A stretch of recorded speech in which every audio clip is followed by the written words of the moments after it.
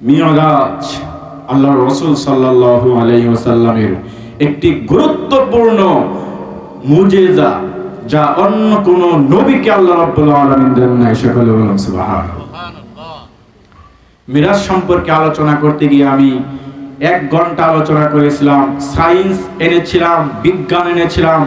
বর্তমানে যে সায়েন্স দিয়ে আমাদের নবীর মিরাজ আমি তুলে ধরেছি, আমার মুসল্লিরা সবগুলা বুঝে ফেলেছে যে সায়েন্স দিয়েই মূলত মিরাজটা হয়েছিল। সকলে বলুন সুবহানাল্লাহ।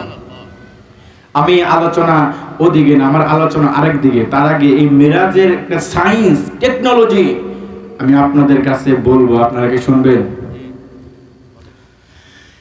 আইনস্টাইন নামক একজন লোক ছিল, ব্যক্তি ছিল, বিজ্ঞানী। উনি একটা থিওরি আবিষ্কার করেছিল, আলো, পৃথিবীতে যে আলো আসে সূর্য থেকে, সেটা পৃথিবীতে আসতে সময় লাগে 8 মিনিট 20 সেকেন্ড। আলোর একটা গতি আছে।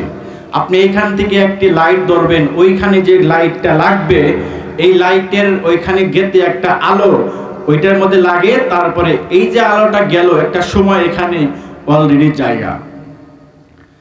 আপনি যখন মোবাইল দেখেন, এই মোবাইল দেখার সময় মোবাইল থেকে একটা আলো আপনার চোখে আসে, এই যে একটা সময় আমাদের কাছে মনে হয় না, কিন্তু এখানে একটা সময় যায়। কিন্তু আইনস্টাইন তিনি বলেছেন, পৃথিবীতে সূর্যের যে আলোটা আসে, কোন বস্তু এইরকম দূরত্বে যদি দৌড়াইতে পারে, এই সূর্যের আলোর সে গতি সম্পন্ন হয়, তাহলে সেটার বস্তু থাকে না, সেইটাকে আল্লাহ, সেটা মানুষ থাকে না, সেটা বস্তুতে রূপান্তরিত হয়ে যায়। সকলে বলুন সুবহানাল্লাহ। যদি কোনো ব্যক্তি এইরকম দৌড়াইতে পারে, তাহলে সে কোনোদিন বুড়াও হবে না, জোয়ানও হবে না। কারণ জান্নাতে মানুষ বুড়াও হবে না, জোয়ানও হবে না।